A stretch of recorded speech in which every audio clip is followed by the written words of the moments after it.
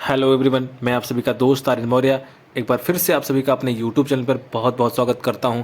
दोस्तों, आज हम जानने वाले हैं कि पहली ही मुलाकात में एक अच्छा तालमेल कैसे बनाएं। दोस्तों, वीडियो को बिल्कुल भी स्किप नहीं करना है। जितने भी साथी पहली बार चैनल पर आए हैं, दोस्तों चैनल को जरूर सब्सक्राइब कर लीजिएगा ताकि बिजनेस से संबंधित सबसे पहले वीडियो हमेशा आपको मिले। दोस्तों, आज का वीडियो बहुत ही शानदार होने वाला है, इसलिए वीडियो को अंत तक जरूर देखिएगा। वीडियो बहुत लंबा नहीं है, छोटा ही है, लेकिन इसमें आज एक ऐसी चीज़ें बताई गई हैं जब फील्ड में आप निकलते हैं तो पहला impression is the last impression, यानी कहते हैं first impression is the last impression. पहली ही मुलाकात में एक अच्छा तालमेल कैसे हम बना लें। अगर हम पहली ही मुलाकात में एक अच्छा तालमेल बना लिया तो इंसान आपके साथ काम करने के लिए रेडी हो जाएगा। तो दोस्तों, फटाफट चलते हैं, जानते हैं कि बंदर जो देखता है वही करता है। सवाल ही जवाब है, उसका पार्ट 4 है आज। दोस्तों, बिल्कुल भी इसको स्किप नहीं करना है, अन्यथा समझ में नहीं आने वाला है। बहुत ही ज़बरदस्त टॉपिक है आज का। बंदर जो देखता है वही करता है। दोस्तों, जो चित्र आपको दिख रहा होगा उसमें 2 लोग खड़े हैं और उसका उदाहरण प्रस्तुत करते हैं। वे एक जैसी मुद्रा में खड़े हैं, उन्होंने अपने गिलास एक ही जैसे पकड़ रखे हैं। चित्र दिख रहा होगा और दोनों की स्टाइल एक ही लग रही होगी, सब कुछ एक ही लग रहा होगा। एक ही तरह के कपड़े भी पहने हुए हैं, गिलास भी पकड़े हुए हैं। शायद जो वो पेय पदार्थ उनके हाथ में है वो भी एक ही है। उनकी पोशाक यानी कपड़े एक जैसे ही हैं और उनका शब्द प्रयोग भी एक जैसा ही है। यदि एक व्यक्ति अपनी जेब में हाथ डालता है तो दूसरा उसकी नकल करता है। अगर दूसरा अपने वजन को अपने दूसरे पैरों पर डालता है तो उसका दोस्त भी वैसा ही करता है।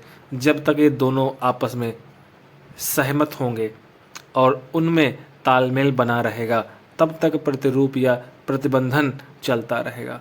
कहने का मतलब ये है कि जब तक तालमेल बना रहेगा तब तक काम चलता रहेगा। और एक दूसरे की नकल करना और सेम टू सेम वैसा ही करना, इसी को बोलते हैं तालमेल करना। प्रतिरूपण से सामने वाला व्यक्ति सहज होता है। यह तालमेल बनाने वाली एक प्रबल तकनीक है। धीमी गति से वीडियो शोध से पता चलता है कि इसमें एक ही समय में पलक झपकना, नथुने फुलाना, भकुटी उठाना और यहाँ तक कि पुतली फैलाना और सिकोड़ना भी शामिल है। दोस्तों, यह उल्लेखनीय है क्योंकि इतने सूक्ष्म संकेतों की जानबूझकर नकल नहीं की जा सकती है, क्योंकि ये नकल नहीं है, ये तालमेल है। जैसा वो करते हैं वैसा हम करते हैं और जैसा आप करते हैं वैसे ही टीम करती है। तो दोस्तों, इसको बोलते हैं तालमेल। आगे, अच्छा तालमेल बनाना। दोस्तों, सामने वाले व्यक्ति की देह भाषा और शाब्दिक भाषा को प्रतिबंधित करना तत्काल तालमेल बनाने का बहुत बढ़िया तरीका है। जब आप किसी नए व्यक्ति से मिलें तो आप उसकी बैठक की मुद्रा, देह कोड, हाव भाव और आवाज़ के लहजे को प्रतिबंधित करें। जल्दी ही उसे ऐसा नहीं लगेगा कि आप में ऐसा कुछ तो है जो उसे पसंद आ रहा है। वह शायद आपको इनके साथ मेरा स्वाभाविक तालमेल है कि श्रेणी में रखेगा। ऐसा इसलिए होता है क्योंकि वह आप में अपनी छवि देखता है। दोस्तों, ये चीज़ आपको हमेशा ध्यान रखना है जब भी आपकी पहली मुलाकात किसी व्यक्ति से होती है। तो इन चीज़ों को आपको अगर ध्यान में नहीं रखेंगे तो ये चीज़ें आपको समझ में आने वाली नहीं है। ये चीज़ आपको अच्छी तरीके से बना के रखना है। आगे बात करते हैं, आपको चेतावनी क्या करनी है, क्या आपको ध्यान रखना है। नई मुलाकात में प्रतिरूपण शुरू करने में जल्दबाजी ना करें। जब से मैंने अपनी पुस्तक बॉडी लैंग्वेज लिखी है, ये कौन कहता है? Allan peach.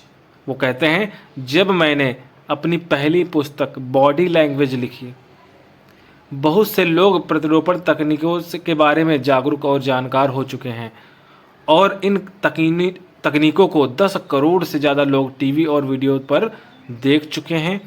प्रतिरूपण से पहले कुछ मिनट का इंतजार करने में अक्सर समझदारी होती है। पुरुषों और महिलाओं के बीच प्रतिरूपण असामान्य है। जो हैं असमानताएं क्या हैं उनको जानते हैं। भावों की अभिव्यक्ति के लिए पुरुषों और महिलाओं के दिमाग अलग अलग तरह से बने हैं। अधिकतर महिलाएं चेहरे के भावों का सहारा लेती हैं, जबकि पुरुष की गतिविधियों और संकेतों के द्वारा अपने भावों को अभिव्यक्त करते हैं। सामान्यतः एक महिला 10 सेकंड की सुनने की अवधि में वक्ता के भावों पर प्रतिक्रिया देते हुए औसतन चेहरे के 6 भावों का प्रयोग करती है। उसका चेहरा वक्ता की भावनाओं को प्रतिबंधित करता है। ध्यान से देखने वाले को ऐसा लगता है मानो दोनों महिलाओं के साथ एक साथ घटनाएं घट रही हों।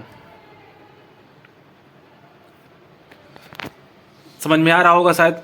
यहाँ 10 सेकंड की एक सामान्य श्रृंखला दी जा रही है, जिसमें एक महिला के चेहरे से उसके सुने हुए प्रदर्शित हो रहे हैं। अब 6 चेहरे दिख रहे हैं एक ही महिला के।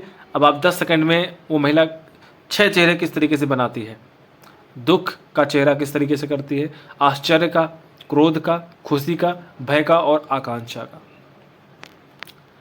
महिलाएं वक्ता की आवाज़ के लहजे और देहभाषा के द्वारा ही कहीं हुई बातों को मतलब समझती हैं और अपने समझे हुए भावों को अपने चेहरे के भावों द्वारा व्यक्त करती हैं।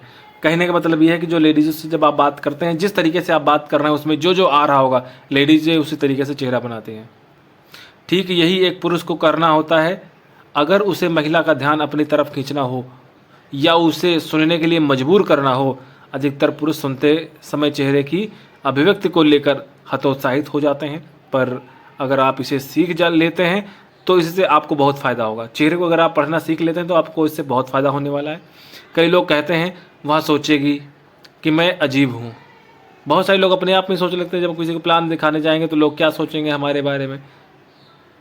पर शोध से पता चलता है कि जब कोई पुरुष महिला की भावनाओं को अपने चेहरे के माध्यम से प्रतिबंधित करता है तो वह महिला उस पुरुष को अधिक बुद्धिमान, दिलचस्प और आकर्षक समझती है। जनता में भावनाओं को छिपाने की विकासवादी आवश्यकता के कारण, ताकि संभावित आक्रमण से बचा जा सके, अधिकतर पुरुष सुनते समय मूर्तियों की तरह भावहीन दिखते हैं। यहाँ 10 सेकंड की एक वैसी ही श्रृंखला दी गई है जिसमें आप देख सकते हैं दुख का, आश्चर्य का, क्रोध का, खुशी का और भय का और आकांक्षा का। ज़्यादा कुछ फर्क आपको नहीं दिख रहा होगा। यह पुरुष की सुनने की शैली के बारे में मजाकिया दृष्टि है, पर इसमें हमें सच्चाई की झलक दिखती है। सुनते समय पुरुष जो भावहीन नकाब ओढ़ लेते हैं, यानी कि जब कुछ भी आप बताओ तो इसको आप ध्यान सुनिएगा, पढ़ भी सकते हो, समझ भी सकते हो। यह पुरुष की सुनने की, फिर से समझा देते हैं, यह पुरुष की सुनने की शैली के बारे में मजाकिया दृष्टि है, पर इसमें हमें सच्चाई की झलक दिखती है। सुनते समय पुरुष जो भावहीन नकाब ओढ़ लेते हैं, उससे उन्हें लगता है कि वे स्थिति के नियंत्रण में हैं, पर इसका यह अर्थ नहीं है कि उनमें भावनाएं नहीं होती हैं। ब्रेन स्कैन से पता चलता है कि महिलाओं की तरह ही पुरुष भी भावनाओं को उतनी ही तीव्रता से महसूस करते हैं, परंतु सबके सामने उनका इजहार करने में झिझकते हैं। मतलब जो सेम कंडीशन महिलाओं के लिए है वही सेम पुरुष भी करते हैं, पर जेंट्स वो इजहार नहीं कर पाते हैं। पुरुष के व्यवहार को प्रतिबंधित करने की कुंजी यह समझ लेने में है कि वह अपने भावों का इजहार करने के लिए अपने पूरे शरीर का सहारा लेता है, केवल चेहरे का नहीं। बहुत सी महिलाएं एक भावहीन पुरुष को प्रतिबंधित करना काफ़ी कठिन मानती हैं, पर अगर वे ऐसा कर लेती हैं तो उन्हें इसके सकारात्मक परिणाम मिलते हैं। अगर आप एक महिला हैं तो इसका मतलब है कि आपको अपने चेहरे के भावों को कम से कम करना होगा ताकि आप भयावह ना लगें। सबसे महत्वपूर्ण बात यह है कि आप प्रतिबंधित ना करें जो आपकी राय में सामने वाला पुरुष महसूस कर रहा है। अगर आपकी राय गलत हुई तो परिणाम विनाशकारी होंगे। आपको सिरफिरा या अजीब समझा जाएगा। जो महिलाएं सुनते समय चेहरा गंभीर बनाए रखती हैं उन्हें पुरुष अधिक बुद्धिमान, कुशल व समझदार समझते हैं। अब बात करते हैं उपाय 6 के बारे में।